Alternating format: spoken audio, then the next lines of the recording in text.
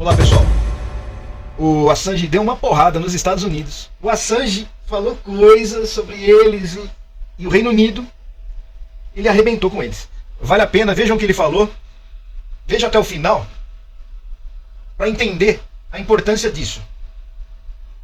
Assim como muito dos esforços feitos, no meu caso, sejam eles de parlamentares, presidentes, primeiros ministros, o Papa, oficiais da ONU, diplomatas, sindicatos, profissionais jurídicos, médicos, acadêmicos, ativistas ou cidadãos, nenhum deles deveria ter sido necessário. Nenhuma das declarações, resoluções, relatórios, filmes, artigos, eventos, arrecadações, protestos e cartas ao longo dos últimos 14 anos deveria ter sido necessário. Mas todos foram necessários, porque sem eles eu nunca teria visto a luz do dia. Esse esforço global sem precedentes foi necessário porque as proteções legais, todas as proteções legais que existiam, muitas existiam apenas no papel, não foram eficazes em um tempo minimamente razoável. Eventualmente, eu escolhi a liberdade em vez de uma justiça irrealizável. Após ser detido por anos e enfrentar uma sentença de 175 anos sem qualquer recurso, se você pudesse voltar no tempo, faria tudo da mesma forma? E se não, o que faria de diferente? Pergunta o jornalista. Não estou perguntando em termos de custo pessoal apenas, mas também em termos de eficácia ou impacto do que você tentou fazer. Obrigado. Essa é uma pergunta muito profunda sobre livre-arbítrio.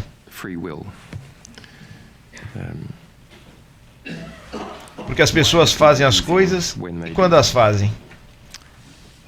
Olhando para trás, muitas vezes éramos limitados pelos nossos recursos, número de equipe, pelo sigilo, que era necessário para proteger nossas fontes. Se eu pudesse voltar e ter muitos recursos extras, claro, abordagens políticas, abordagens midiáticas, poderiam ter maximizado ainda mais o impacto das revelações que fizemos. Mas suponho que sua pergunta tenta dizer: havia algum ajuste que poderia ter sido feito em retrospecto? Claro, milhares de pequenas coisas. Eu não era do Reino Unido. Tinha um bom amigo no Reino Unido, Gavin McFadden, um homem muito bom, mas me levou um tempo para, uma vez que fiquei preso no Reino Unido, para entender do que se tratava a sociedade britânica, em quem você podia confiar e em quem não podia confiar. Diferentes tipos de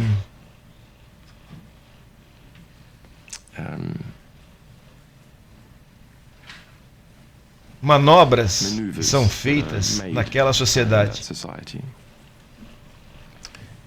E havia diferentes parceiros midiáticos que talvez nós poderíamos ter escolhido de forma diferente.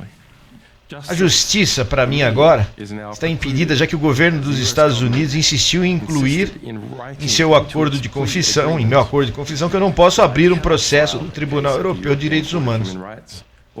Nem sequer fazer um pedido de acesso à informação, questionar um pedido de extradição. Quero deixar totalmente claro. Eu não estou livre hoje, porque o sistema funcionou. Estou livre hoje, após anos de encarceramento, porque me declarei culpado de jornalismo. Me declarei culpado de buscar informações de uma fonte. Me declarei culpado de obter informações de uma fonte. Eu me declarei culpado de informar ao público o que essas informações eram, o que significavam. Eu não me declarei culpado de mais nada. Espero que meu testemunho hoje possa servir para destacar a fragilidade das salvaguardas existentes e ajudar aqueles cujos casos são menos visíveis, mas igualmente vulneráveis. Ao sair do calabouço de Belmarsh, a verdade agora parece menos discernível e lamento o quanto foi perdido nesse período. Como a expressão da verdade foi minada, atacada, enfraquecida e diminuída. Vejo mais impunidade, mais sigilo, mais retaliação por dizer a verdade e mais autocensura. É difícil não traçar uma linha desde a perseguição do governo dos Estados Unidos contra mim, cruzando o Rubicão, ao criminalizar internacionalmente o jornalismo, até o clima de repressão à liberdade de expressão que existe agora. Mas a repressão transnacional também é realizada por meio de abuso de processos ilegais. A falta de salvaguardas eficazes contra isso significa que a Europa está vulnerável a ter seus tratados de assistência legal, de extradição, sequestrados por potências estrangeiras e perseguir vozes dissidentes na Europa.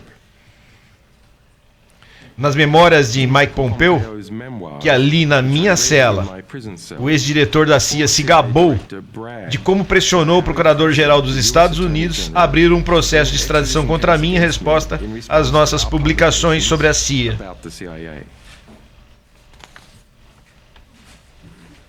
De fato, atendendo aos pedidos de Pompeo, o Procurador-Geral dos Estados Unidos reabriu a investigação contra mim que Obama havia encerrado e prendeu novamente Manning, desta vez como testemunha. Manning foi mantida na prisão por mais de um ano, multada em $2.000 por dia e uma tentativa formal de coagi-la a fornecer um testemunho secreto contra mim. Ela acabou tentando tirar a própria vida. Se emocionou bastante agora, hein? Nossa. Normalmente pensamos em tentativas de forçar jornalistas a testemunhar contra suas fontes. Mas Manning agora era uma fonte, sendo forçada a testemunhar contra o jornalista.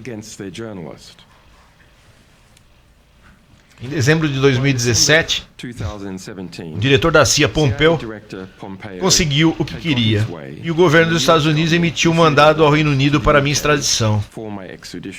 O governo do Reino Unido manteve em segredo do público por mais de 2 anos, enquanto ele, o governo dos Estados Unidos, e o novo presidente do Equador trabalhavam para moldar as bases políticas, legais e diplomáticas para minha prisão.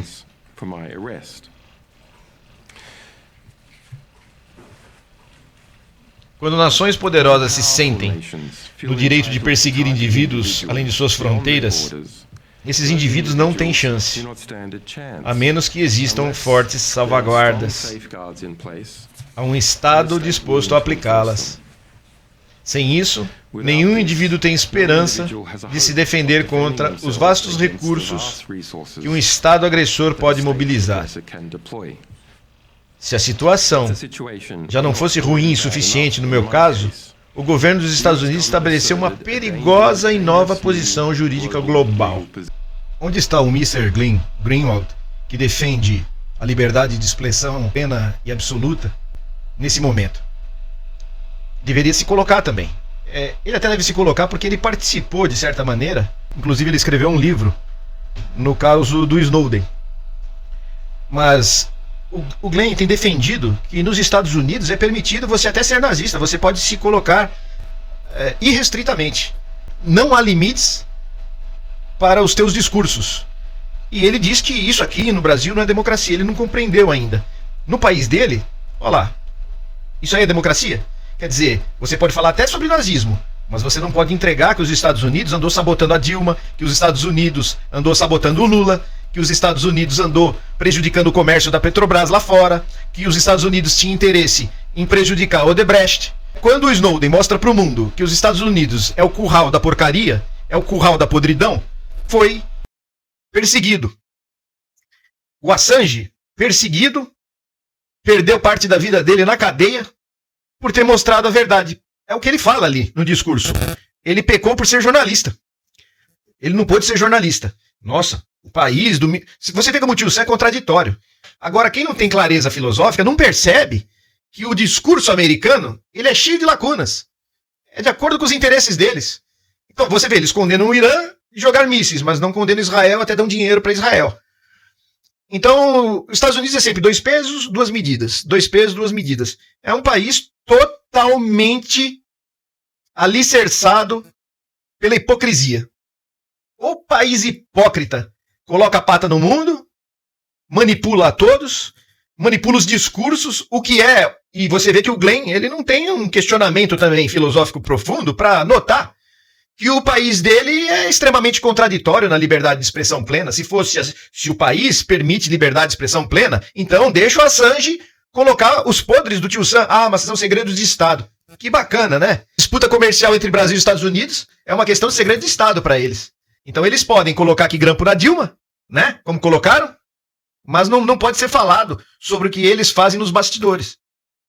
Então essa hipocrisia aí acabou com a vida do Assange, acabou com a vida do Snowden, vem acabando com a vida de um monte de gente. E, para mim, o Glenn, que é um grande jornalista, sem dúvida, tanto que ele foi quem recebeu o material que desbaratou a Lava Jato, que mostrou a armação a que o Lula foi submetido, tem o meu respeito. Porém, ele é americano.